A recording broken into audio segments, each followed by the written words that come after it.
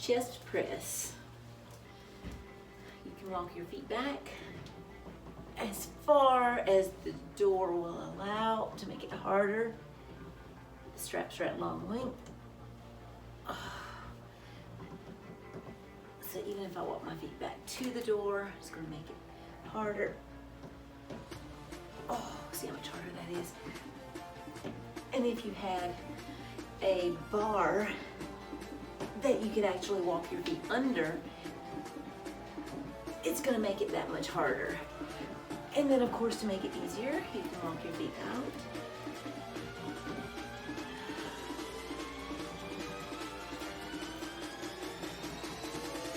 So I usually have people try with their feet out a little bit just to keep the movement. Your core is tight, and then just walk your feet back until you find the place where it's a good resistance for you. Oh, and that's chest press. Flies.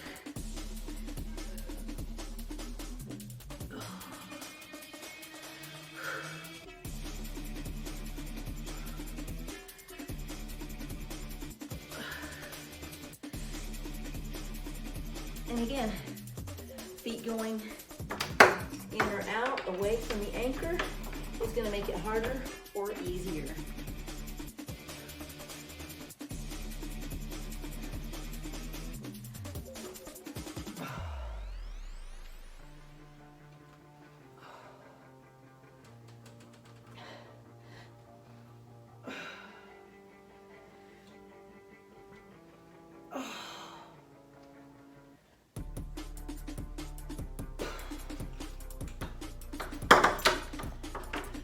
That was the Y, which is really good for the back of your shoulders. You could also come out at an angle straight, like the letter T. Mid-length, it was long length. And so now I can do things like triceps. So I hold this out. This is like a skull crusher. And I bend my elbows until my hands hit myself in the forehead. Keep my elbows stable. Keep my wrists flat. And again, the more I walk my feet in towards that door, the harder it's gonna be. And that's plenty hard for me. Oh, let me see if I walk my feet all the way to the door. Okay, that's as far as it's gonna go. So if I wanted to make it a little bit harder there, I could lengthen the strap a little bit and still make that particular exercise a little bit harder. So that's the triceps, just like skull crushers with a bar or dumbbells. Exactly.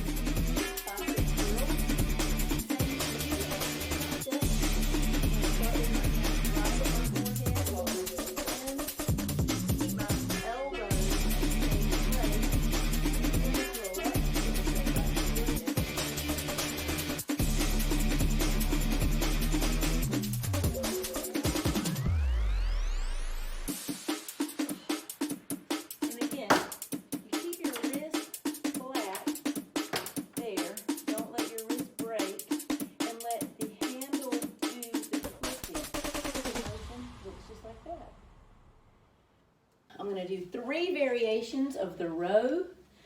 So elbows down, elbows up, and then an underhand grip. And then I'm also going to do a squat in row just to show you a different variation.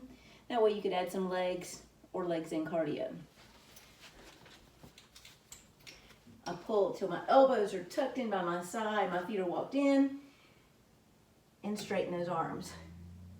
And of course, the more I walk those feet in towards the door, the harder it's going to be if I go all the way flat. Oh, that is plenty hard for me. So underhand grip, I might be able to do at that angle. But if I were to do high and wide row, I would need to walk my feet back again because you can't do as much weight high and wide row. I could also do reverse flies from this angle. And then the squat and row. Squat and row. So those are all variations of the row that can be done from the exact same position.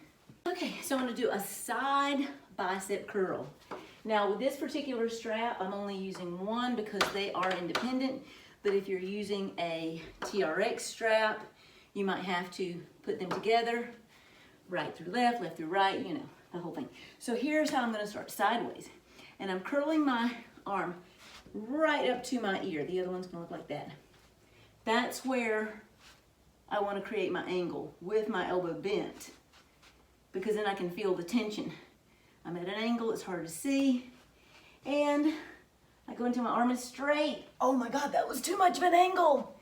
So what I can do to fix that is either stagger my foot out and give myself a little assistance, or walk both feet out of that position.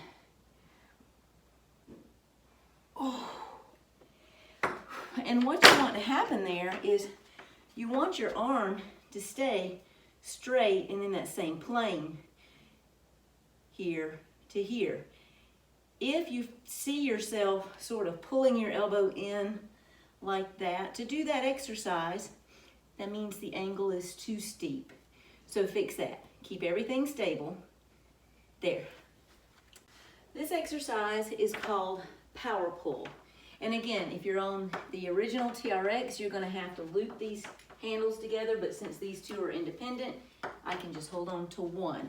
So this is going to be core, back, and legs, can add legs, all at the same time. So I'm sorry again for facing away from you, but I start in that row position. My elbow is pulled back. It's almost like a bow and arrow. My hand is shooting up at the same angle as the strap. I let that elbow go straight, and I reach back, open my body up like an airplane towards the floor, and pull back up and shoot it. Shoot it. Now if I wanted to add some legs into that, I just drop my booty down to my heels and shoot it.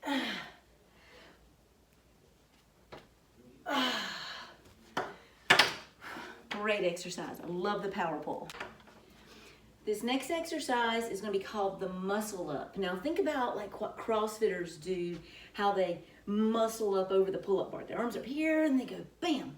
It's exactly the same movement. This would actually be a good prep for you if you're training for that muscle up. I'm not training for the muscle up, but I like this exercise because it's really good for legs, core, and triceps. So where I want to start is with my hands touching my thighs right here.